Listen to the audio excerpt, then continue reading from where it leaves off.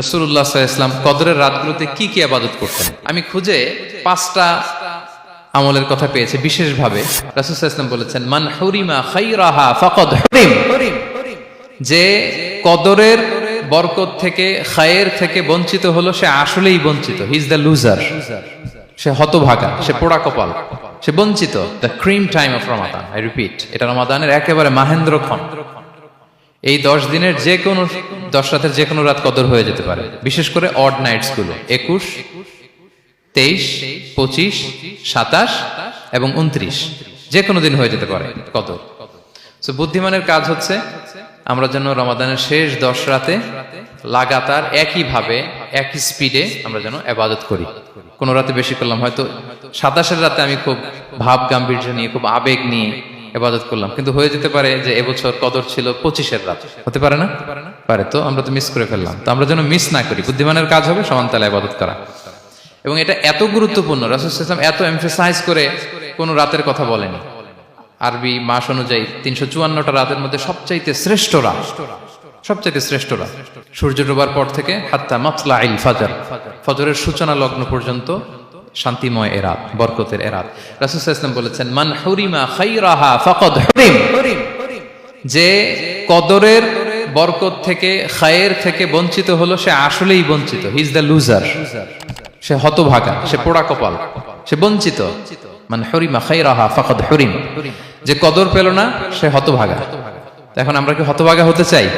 আমরা তো শুরুতে অনেক হোপফুল ছিলাম, এত এত ব্লেসিংস, এত এত বরকত, রহমতের ফলগু ধারায় আমরা প্লাবিত হচ্ছি রমাদানে।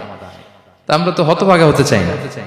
তা আমরা যেন এই শেষ 10 দিন এক তালে আন্তরিকতার সাথে ঈমান ও ইহতিসাবা আমরা যেন ইবাদত করি। সম্মানিত ভাই এবং বোনেরা, তাহলে আমরা সৌভাগ্যশীলদের অন্তর্ভুক্ত হতে চাই, হতভাগা হতে চাই না। আমরা এবার একটু শুনবো যে রাসূলুল্লাহ সাল্লাল্লাহু আলাইহি ওয়াসাল্লাম কদরের রাতগুলোতে কি কি ইবাদত করতেন। আমি খুঁজে 5টা আমলের কথা পেয়েছি বিশেষভাবে। কমন যে আমলগুলো সেগুলো তো ছিলই, বিশেষভাবে 5টা কাজ রাসূল সাল্লাল্লাহু আলাইহি ওয়াসাল্লাম এই কদরের রাতে করতেন। 1 নম্বর কাজ হচ্ছে তিনি সারা রাত জেগে ইবাদত করতেন এবং পরিবারের লোকদেরকে ঘুমোতে দিতেন না, উঠিয়ে দিতেন। বছরের অন্য কোন সময়ে সারা রাত জেগে ইবাদত করার কোন নজির রাসূল সাল্লাল্লাহু আলাইহি ওয়াসাল্লামের জীবনে ছিল না। সব রাতে ঘুমাতেন।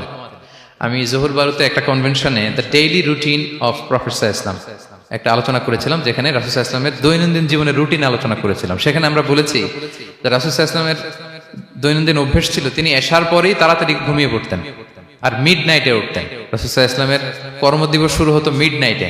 আমাদের তো সকালে, কারো আরো অনেক পরে শুরু হয়। রাসূল সাল্লাল্লাহু আলাইহি ওয়াসাল্লামের কর্মদিবস শুরু হতো বেসিক্যালি মিড নাইটে। এশার পরে কথাবার্তা না বলে আগে ঘুমোতে যেতেন, মিড নাইটে উঠতেন, কিন্তু ঘুমাতেন। ঘুম ছাড়া রাত কাটাতেন না। সারা বছরের এটা ছিল যে এশার পর পরে ঘুমোতে যেতেন, except the last 10 days of Ramadan. রমাদানের শেষ 10 রাতে রাসূল সাল্লাল্লাহু আলাইহি ওয়াসাল্লাম ঘুমাতেন না। এই 10 দিনের ব্যাপারেই পাওয়া যায় সারা রাত জেগে তিনি ইবাদত করতেন। আম্মা জান আয়েশা রাদিয়াল্লাহু তাআলা আনহা বলেন, ইযা দাখালাল আশরু আহিয়াল লাইলা ওয়া আইখাযা আহলা ওয়া জাদ্দা ওয়া শাদ্দাল মিজার। রমাদানের শেষ দশক যখন আসতো, রাসূল সাল্লাল্লাহু আলাইহি ওয়াসাল্লাম সারা রাত জেগে ইবাদত করতেন। পরিবারের সদস্যদেরকে জাগিয়ে তুলতেন, স্ত্রীদের ঘুমাতে দিতেন না, জাগিয়ে তুলতেন। ফাতেমা রাদিয়াল্লাহু তাআলা আনহার ঘর পাশেই ছিল, তাদেরকে যে জাগাতেন এবং নিজে সারা রাত ইবাদত করতেনই। জাদ্দা ওয়া শাদ্দাল মিজার, খুবই বলিষ্ঠ ভাবে, খুব মজবুত ভাবে কোমরে গামছা বেঁধে নামার একটা এক্সপ্রেশন এখানে দেওয়া হয়েছে। মিজার, ইজহার মানে হচ্ছে বাংলা করলে হয় লুঙ্গি। লুঙ্গি আমরা যখন খুব শক্ত কোনো কাজ করতে যাই তখন তারা কি করে, খুব টাইট করে লুঙ্গিটা বাঁধে। তার মানে বোঝানো হচ্ছে রাসূল সাল্লাল্লাহু আলাইহি ওয়াসাল্লাম কোমরে ভালো করে লুঙ্গি বেঁধে বা গামছা বেঁধে আটকাট বেঁধে নামতেন শেষ 10 দিনের জন্য। এই সময় তিনি মানে কাউকে কেমন যেন চিনতেন না, সবসময় ইবাদতে মগ্ন থাকতেন। এটা আমরা করতে পারি যে শেষ 10 দিনে আমরা একটা স্পেশাল প্ল্যান করতে পারি যে আমরা আমাদের সর্বোচ্চটুকু উজাড় করে দিয়ে লাস্ট 10 days অফ রমাদানের এই বরকত আমরা হাসিল করব, এটা যেন আমাদের মিস না হয়। তাহলে এটা আমরা একটা পেলাম। 2 নাম্বার হচ্ছে ইতিকাফ করা। রাসূলুল্লাহ সাল্লাল্লাহু আলাইহি ওয়াসাল্লাম রমাদানের শেষ 10 দিন ইতিকাফ করতেন। আমাদের আয়েশা রাদিয়াল্লাহু তাআলা আনহা বলেন, কানা ইয়াতাকিফুল আশরাল আওয়াখির মিন রমাদান। রমাদানের শেষ দশকে তিনি ইতিকাফ করতেন হাত্তা তাওয়াফাহুল্লাহ, ওনার ইন্তেকালের আগ পর্যন্ত এই অভ্যাসটাই তিনি জারি রেখেছেন। সুম্মা আতাকাফা আজওয়াজুহু মিন বাদে, তারপরে ওনার স্ত্রীরা ইতিকাফ করেছেন। আরেক বর্ণনা এসেছে ইয়াতাকিফু কুল্লা রমাদান 10 আইয়াম, প্রতি রমাদানে তিনি 10 দিন ইতিকাফ করেছেন। কিন্তু যেই বছর তিনি ইন্তেকাল করবেন সে বছর তিনি 20 দিন ইতিকাফ করেছিলেন। প্রতি রমাদানে 10 দিন, আর যে বছর ইন্তেকাল করবেন সে বছর কয় দিন? 20 দিন তিনি ইতিকাফ করেছিলেন মসজিদে নববীতে। তাহলে আমরা এই রমাদানের শেষ দশকে এটা করতে পারি। 2 নম্বর পয়েন্ট হচ্ছে ইতিকাফ করা। যারা আমরা করিনি তারা আমরা ইতিকাফ করতে পারি। আমাদের আইআইএম এর মসজিদ এটা ইতিকাফের জন্য একটা উর্বর জায়গা। আমরা যখন এই ক্যাম্পাসে ছিলাম তখন দেখেছি যে এখানকার ইতিকাফের পরিবেশ যে এত সুন্দর এটা কল্পনাই করা যায়। অসাধারণ পরিবেশ। আপনি যদি ইতিকাফ নাও করেন, রাত 2টা বা 3টার দিকে সেন্ট্রাল মস্কে এসে বসে থাকলেও হবে। রাত 2টা 3টার দিকে এসে বসে থাকলে দেখবেন যে কেউ সেজদায় পড়ে কান্না করতেছে, কেউ হালাকা করতেছে, কেউ তাসবিহ পড়তেছে, কেউ কোরআন তেলাওয়াত করতেছে। মানে এত সুন্দর পরিবেশ, ওটা দেখলেই আপনার ইবাদত করতে মন চাইবে। তো আমরা যেন ইতিকাফ করার চেষ্টা করি। ইতিকাফ করতে না পারলে শেষ দশকের রাতগুলো যেন মসজিদে কাটানোর চেষ্টা করি, তা না পারলেও বাসায় যেন এই রাতগুলো আমরা মিস না করি। বিশেষ করে সেন্ট্রাল মস্কে তো অসাধারণ পরিবেশ, এটা হাইলি রেকমেন্ডেড। ইফ পসিবল আপনারা আসবেন, এখানে ইবাদতের চমৎকার পরিবেশ থাকে। 3 নাম্বার হচ্ছে রাসূল সাল্লাল্লাহু আলাইহি ওয়াসাল্লাম এবং জিবরাইল আলাইহিস সালাম যৌথভাবে কোরআন রিভিশন করতেন। খুব ইন্টারেস্টিং। সারা বছর যেটা নাজিল হতো, রমাদানে জিবরাইল আলাইহিস সালাম রাসূল সাল্লাল্লাহু আলাইহি ওয়াসাল্লামকে শোনাতেন, রাসূল সাল্লাল্লাহু আলাইহি ওয়াসাল্লাম আবার জিবরাইল আলাইহিস সালামকে শোনাতেন। সহিহ বুখারীর বর্ণনা, কানা জিবরিলু ইয়ালকাহু ফি কুল্লি লাইলাতিন মিন রমাদান ফায়ুদারিসুহুল কুরআন। প্রতি রমাদানের প্রতি রাতে এসে রাসূল সাল্লাল্লাহু আলাইহি ওয়াসাল্লামের সাথে কোরআন মুদারাসা করতেন। সহিহ মুসলিমের বর্ণনায়, আন্না জিবরিল কানা ইউআরিদুহু বিল কুরআন কুল্লা আমিন মাররা। প্রতি বছর রমাদানে একবার শোনাতেন বা শুনিয়েছেন। যে বছর তিনি ইন্তেকাল করবেন তিনি 2 বার শুনিয়েছিলেন। আরাদা ইউআরিদু, মানে এটা ফ্রম বোথ সাইড। আরবি শব্দটা এমন যে জিবরাইল আলাইহিস সালাম শোনাতেন, এরপর রাসূল সাল্লাল্লাহু আলাইহি ওয়াসাল্লাম জিবরাইল আলাইহিস সালামকে শোনাতেন, কোরআন রিভিশন করা। তো এই শেষ দশকের রাতগুলোতে আমরা যেন বেশি বেশি কোরআন পড়ি। কোরআন তেলাওয়াত, কোরআনিক রিসাইটেশন হতে পারে, কোরআনের অর্থ পড়া হতে পারে, তাদাব্বুরে কোরআন হতে পারে, কোরআনের হালাকায় জয়েন করা হতে পারে। ইন ইটস এনি ফর্ম আমরা যেন কোরআনের সাথে অ্যাটাচমেন্টটা বাড়াই লাস্ট 10 days অফ রমাদানে। 4 নাম্বার, কিয়ামুল লাইল করা। রাসূল সাল্লাল্লাহু আলাইহি ওয়াসাল্লাম কিয়ামুল লাইল করতেন এবং কিয়ামুল লাইল শব্দটাকে রাসূল সাল্লাল্লাহু আলাইহি ওয়াসাল্লাম কদরের সাথে জুড়ে দিয়েছেন। সহিহ বুখারীর বর্ণনায় তিনি বলেছেন, মান কামা লাইলাতাল কদরি ঈমানা ওয়া ইহতিসাবা গুফিরা লাহু মা তাকাদ্দামা মিন যামবি। কদরের রাতে যে কিয়ামুল লাইল করে বিশ্বাস নিয়ে এবং নাজাতের প্রত্যাশা নিয়ে, তার পূর্বের সমস্ত গুনাহ আল্লাহ তাআলা ক্ষমা করে দিবেন।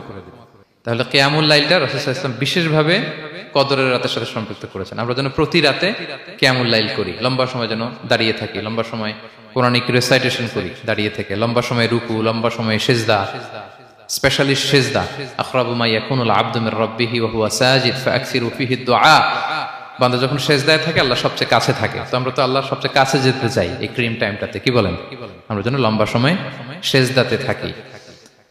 কিন্তু আমাদের অনেকের যেটা হয়, নামাজে তাড়াহুড়ো, অনেকের সব ব্যস্ততা যখন নামাজে দাঁড়াই এরকম হয়ে যায়।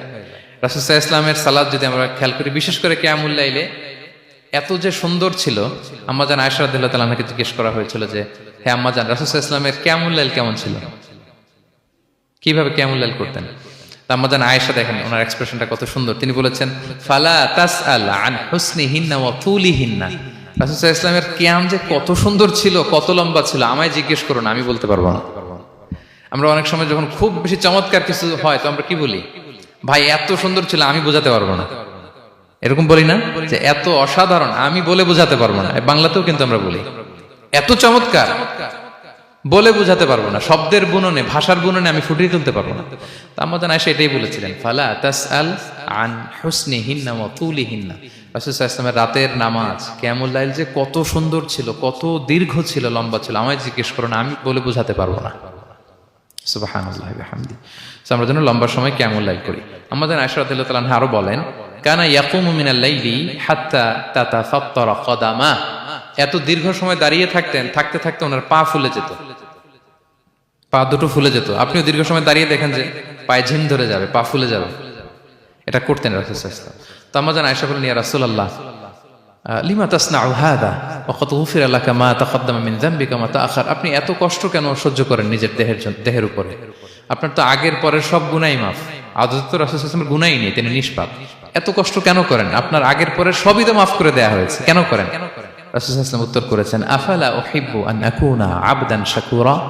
আয়েশা, আমি কি শুকর গুজার বান্দা হতে পছন্দ করব না? আল্লাহ তাআলা আমাকে তার রহম এবং করমে সব মাফ করে দিয়েছেন, কিন্তু আমি কি শুকরগুজার হব না? আমি কি আমার রোলটা প্লে করব না? আমি কি নিজেকে সঁপে দেব না আল্লাহ তাআলার কাছে জায়নামাজে? তো এটা ছিল সংক্ষেপে রাসূল সাল্লাল্লাহু আলাইহি ওয়াসাল্লামের কিয়ামুল লাইলের ধরন। এভাবে তিনি দীর্ঘ সময় কিয়ামুল লাইল করতেন। আমরা যেন এটা করি। সেন্ট্রাল মস্কে কিয়ামুল লাইল এবছর নিশ্চয়ই হচ্ছে, আমরা যেন অংশগ্রহণ করি। 5 নম্বরে রাসূল সাল্লাল্লাহু আলাইহি ওয়াসাল্লাম দোয়া করতেন। এই কদরের রাতগুলোতে খুব বেশি বেশি দোয়া করতেন। দোয়া নিয়ে আমরা একটা জুমার খুতবা দিয়েছিলাম, সেখানে আমরা বলেছিলাম যে দোয়া হতে হবে খুব আন্তরিক দোয়া, রোবোটিক দোয়া যেন না হয়। আপনার আবেগ, ভালোবাসা, মনের মাধুরী মিশিয়ে, চোখের পানি মিশিয়ে, অশ্রু সিক্ত করে এই দোয়াটা করতে হবে, তাহলে সে দোয়া আল্লাহর কাছে কবুল হবে। আমরা যেন আমাদের ভাব, আবেগ সব ঢেলে দিতে পারি আমাদের দোয়াতে, আমাদের সেজদায়, আমাদের কিয়ামুল লাইলে। এবং যে কোনো ভাষায় কোরআনিক দোয়াগুলো রেকমেন্ডেড, হাদিসের মাসুরগুলো রেকমেন্ডেড। তাছাড়া আপনার নিজের ভাষায় আপনার কি চাওয়া, আপনার কি আকাঙ্ক্ষা, আপনার মনের কষ্ট, যাতনা সবকিছু আপনি আল্লাহ তাআলার কাছে পেশ করুন। এবং আম্মা জান আয়েশা জিজ্ঞেস করেছিলেন, ইয়া রাসূলুল্লাহ, আমি যদি কদর পেয়ে যাই আমি কি বলবো এ রাতে? মা আদউ, কি দোয়া করব? রাসূল সাল্লাল্লাহু আলাইহি ওয়াসাল্লাম বললেন, তাকুলিন, আয়েশা তুমি বলবে, আল্লাহুম্মা ইন্নাকা আফুউন তুহিব্বুল আফওয়া ফাআফু আন্নি।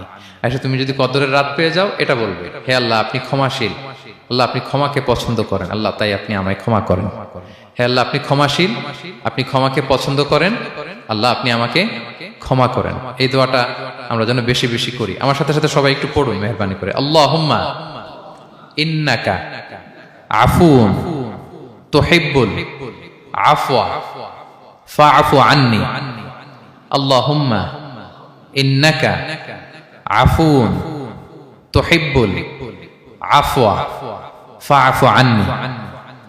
হে আল্লাহ আপনি ক্ষমাশীল, আপনি ক্ষমা করাকে পছন্দ করেন, আল্লাহ আমাকে ক্ষমা করেন। আমরা আমাদের নিজেদের ভাষায় অনেক দোয়া করতে পারবো, কিন্তু রাসূল সাল্লাল্লাহু আলাইহি ওয়াসাল্লামের শেখানো দোয়াগুলো এটা হচ্ছে মানে very precise in wording but comprehensive in meaning. এটার অর্থ, এটার আবেদন এটা অনেক বেশি। আমি অনেক 10টা 20টা বাক্য বলে এত সুন্দর কথা মিলাতে পারবো না। রাসূল সাল্লাল্লাহু আলাইহি ওয়াসাল্লাম যেটা শিখিয়ে দিয়েছেন, আগে আল্লাহর প্রশংসা করলাম, আল্লাহ আপনি ক্ষমাশীল, আবারও প্রশংসা, আল্লাহ আপনি তো ক্ষমা করাকে পছন্দ করেন। যেটা আপনি পছন্দ করেন না ওইটা তো চাচ্ছি না, যেটা আপনার পছন্দ, যেটা আপনি করতে ভালোবাসেন, গাফিরিয যামবি ওয়া কাবিলিত তাওব, আপনি ক্ষমা করাকে পছন্দ করেন, তওবা কবুলকে আপনি পছন্দ করেন, তো সেটাই তো চাচ্ছি আপনার কাছে, আপনি আমার তওবা কবুল করুন, আল্লাহ আপনি আমাকে ক্ষমা করুন। সো এই দোয়াটা প্রত্যেক রাতে যেন আমরা বেশি বেশি করি সম্মানিত সুধী।